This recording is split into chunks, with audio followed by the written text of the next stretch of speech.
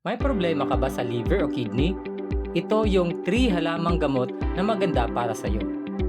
Akala ng marami, kapag may problema sa liver o kidney, ang solusyon lang ay gamot, ospital o dialysis kapag lumala na.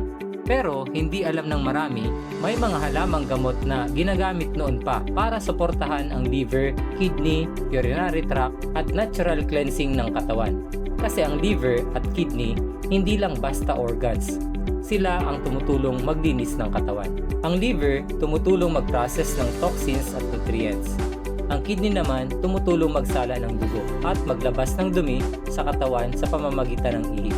Kaya kung gusto mong alagaan ang katawan mo, kailangang alagaan mo ang liver at kidney mo. Ang delikado, kapag umasa ka lang sa gamot pero hindi mo inaayos yung ibang aspeto ng kalusugan, parang pinapabayaan mo pa rin yung pinanggagalingan ng problema. Kung araw-araw pa rin ang soft drinks, maaalat, processed food, puyat, stress, kulang sa tubig, at kung ano-anong iniinom, mahihirapan talaga ang liver at kidneys. Kapag humina ang kidney, pwedeng tumaas ang creatinine, pwedeng mamaga ang paa, pwedeng laging pagod, at kapag lumala, pwedeng mauwi sa dialysis. Kapag humina naman ang liver, pwedeng bumigat ang katawan, manghina, sumakit ang tiyan, manilaw, magkaroon ng fatty liver, at mahirapan ang katawan maglinis ng toxins. Kaya huwag mong hintayin na malala na bago alagaan ang liver at kidneys. May kilala ka ba o baka ikaw mismo ito? Mataas ang creatinine, may fatty liver, madalas magka-UTI, laging pagod kahit wala namang mabigat na ginawa, namamaga ang paa, ihi ng ihi sa gabi, o minsan naman parang ang konti ng ihi. May iba naman, ang daming iniinom na gamot, vitamins, pain reliever, kung ano-anong herbal, pero hindi naman nagpa-check kung kaya pa ba ng liver at kidney. Tapos kapag lumabas ang lab test, mataas na pala ang creatinine, may fatty liver na pala, may kidney stress na pala. Kung ganito ang nangyayari, baka panahon na para tulungan ng liver at kidneys mo sa natural na paraan. Ito yung 3 halamang gamot na maganda bilang support sa liver, kidney, urinary tract at natural cleansing ng katawan. Una, milk thistle. Ang milk thistle ay kilala sa active compound na tinatawag na silymarin. Matagal na itong ginagamit sa traditional herbal medicine para suportahan ang liver. Maganda ito sa liver dahil tumutulong ito sa liver protection, detox support, at pagprotekta ng healthy cells laban sa damage. Kaya kung ang concern mo ay fatty liver, toxins, or pagod na liver, ito yung isa sa pinakakilalang halamang gamot. At dahil konektado rin ang liver at kidneys sa paglilinis ng katawan, malaking bagay na masuportahan ang liver. Kaso lang, hindi ito karaniwang halaman na makikita mo lang sa tabi-tabi dito sa Pilipinas. Mas madalas itong tumutubo sa mga lugar tulad ng Europe at North America. Ang layo, di ba? Pangalawa, uva ursi leaf.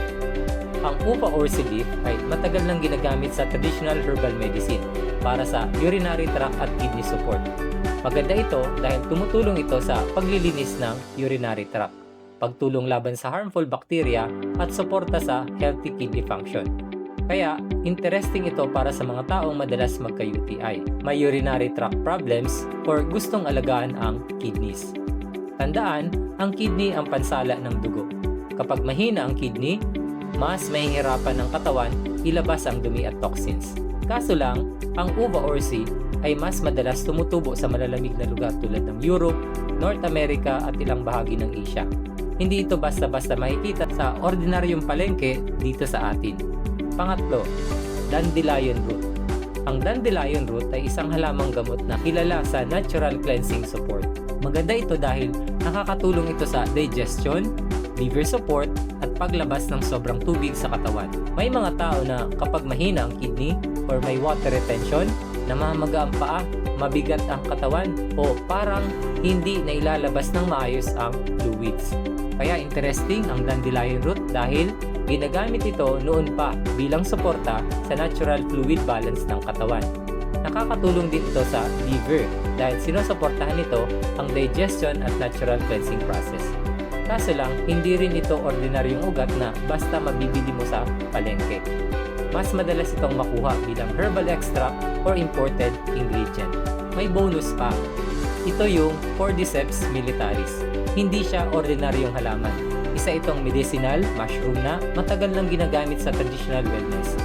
Ang interesting dito, ginagamit ito para suportahan ang energy, stamina, liver and kidney protection, at healthy immune response. Sa ibang studies, tinitingnan din ito pagdating sa kidney markers tulad ng creatinine, BUN at urinary protein. Kaya kung ang concern mo ay kidney support, pagod na katawan, mataas na creatinine, or mahina ang energy, interesting ang cordyceps. Kaso lang, hindi ito basta-basta nahanap kung saan-saan. Hindi ito gaya ng gulay na mabibili mo lang sa palengke. Mas madalas itong makuha bilang high-quality extract. Mga practical tips. Kung may problema ka sa liver o kidney, huwag lang umasa sa gamot. Tulungan mo rin ang katawan mo araw-araw. Uminom ng tamang dami ng tubig, palitan ang soft drinks, processed food, sobrang alat na pagkain, ng mga healthy pagkain. Iwanan na ang alak, huwag nang magpuyat, at kung ano-ano pang iniinom na hindi naman kailangan.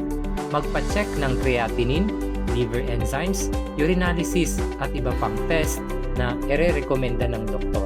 At kung gusto mo ng mas convenient na paraan para makuha ang natural support ng mga halamang gamot na ito, pwede kang gumamit ng supplement na pinagsama-sama na ang liver and kidney support ingredients. Katulad ng Nirvana Liver Kidney Well na may milk thistle, uva ursi leaf, dandelion root, cordyceps militaris, at iba pang natural ingredients na ginawa para suportahan ang liver, kidney, urinary tract, at natural cleansing ng katawan. Hindi ko sinasabi na kapag may milk thistle, uva ursi, dandelion root, or cordyceps ka, gagaling agad ang liver or kidney problem mo. Hindi rin ibig sabihin na ititigil mo na ang gamot, dialysis or advice ng doktor. Ang sinasabi ko, huwag lang gamot ang plano. Tulungan mo rin ang katawan mo sa tamang pagkain, tamang tubig, tamang pahinga, regular check-up at natural support. Lalo na kung may kidney disease ka, mataas ang creatinine, buntis, senior citizen o marami kang iniinom na gamot. Mas maganda na may guidance ng doktor. May kilala ka bang may fatty liver, mataas ang creatinine or kidney problem? Share mo itong video na to. Baka makatulong ito para malaman niya na may natural support na pwede niyang itanong sa doktor.